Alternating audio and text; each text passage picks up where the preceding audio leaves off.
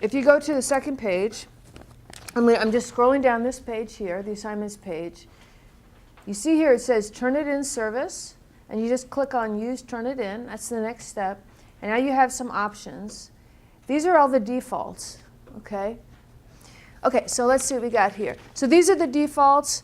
I believe this has to be set, standard paper repository. I recommend you let students see the report immediately. Now, to turn it in immediately is at least 15 minutes or so, but at least it's not waiting for something else. But here's the fun part. What do you exclude? And so I'm going to show you, I've done some tests with checking these on and off. So exclusions. Exclude bibliographic material. So, you know, someone has determined that this is a good default. Bibliographic materials, yeah, sure. You know, they shouldn't be dinged for that. And you want the system to help you. You don't want to go, well, it was 40% similar, but it really was mostly, no, forget it. Just exclude it. Excluded quotes. And then I did this one. I did a test on this one. Notice this is not the default checked off. It says exclude small matches. Let me show you what that does. When you do that, you have a choice, either up to word count or up to percentage. Okay? Maybe that's part of the formative thing that you turn it on and then later you turn it off. I'm not sure. It's not a default, but it's there for you. I'll show you what it looks like. When I did that on my test, I only got like, I forget, 4% similar. Like I got a really low number. Okay, so that's the exclusions. So these are the defaults, all the repository that it compares against. This is more how you configure Sakai. We usually link our assignments to Gradebook. Okay, what else? The other thing we want to make sure we check off is that the student can see it. Allow students to see report. We're going to check that one off always. So once you've joined, you know, the great database, once your students are in there, they sort of own the paper at some level, right? And now it becomes this one, the repository. Yeah, so this one, the second one, we'll check Wikipedia. You know, I heard a story of somebody taking stuff from the back of, it was for a cinema class, the back of the boxes, you know, the DVD boxes. It was even in a different font. So I mean, that's not a good cheater, but that information happened to be on the internet, you know, because it was part of some DVD salesperson. So we know the internet is full of stuff. So that's good to have checked. And then of course the journals. So this is the most inclusive. So these are the settings. So you want to make sure for some reason, it's not a default, but you want students to be allowed to view the report. And again, you know, to Rebecca's point of that kind of iterative process, you might allow students to turn in and view the report and turn in again.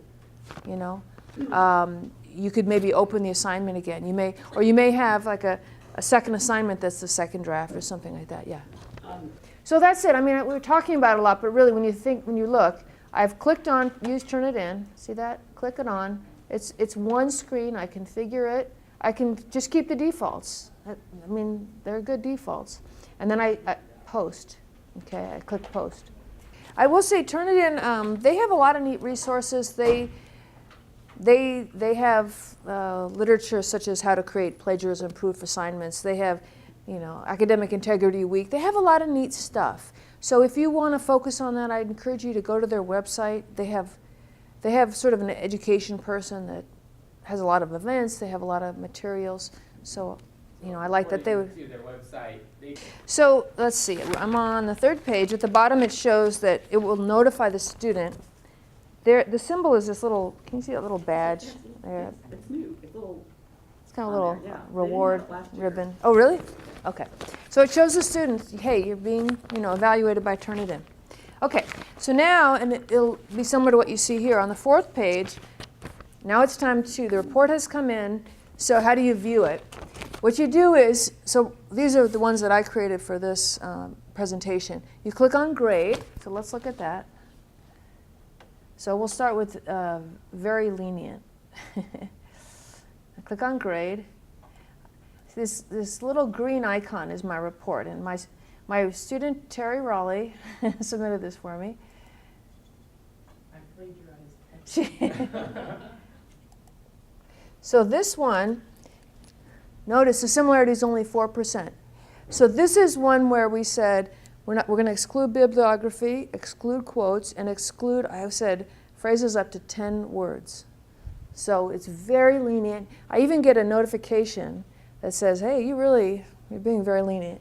Okay? So that's not those words, but. And you'll see this is the interface. It's kind of hard to see, but red is here. This is highlighted kind of reddish with the 1. And then this is the source, submitted to APU. So later on, there'll be the purple one, very cheap textbooks, .biz, and later on in the paper, there'll be the purple one, and so you can compare. And so with a larger paper, you'll have more sources lined up over here. Let me show you the next one, which is not as lenient. I believe I excluded bibliography. What did I do?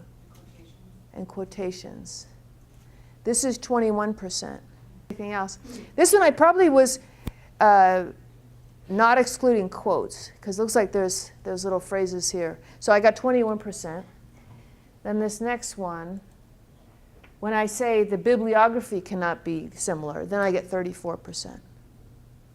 So that's an example. And then what's also in your handout, so these captures are not in your handout, but what is in your handout is something I stole from the internet, which is this capture, and it's a little small here, but it explains the originality report, and it also includes the grade mark, which, as Mike said, is not integrated into Sakai. So if you decide to use Turnitin, this is a little guide for you of where to find the different things and what they mean. Bibliography is only 34. I mean, sorry, without excluding the bibliography is only 34. So, and there are a lot of quotes. There's still a lot of quotes, and it's only 34. This was not really a very strictly done paper. This was just an internal thing. And it's still, like I said, only 34. So when we excluded bibliography, it was 20-something. Okay. Does anyone want to share? Is there any way they're using Turnitin, or any kind of thoughts of, kind of like Rebecca said, well, look for the last quote, or use it first draft, second draft. Any thoughts of how you might use Turnitin? Yeah. Because when we go back to Rebecca's original question, why do students, cheat, plagiarize, whatever? I think it's that 11th hour complete panic. It's a lot of time. So if you can help to, avoid that. Any other comments on?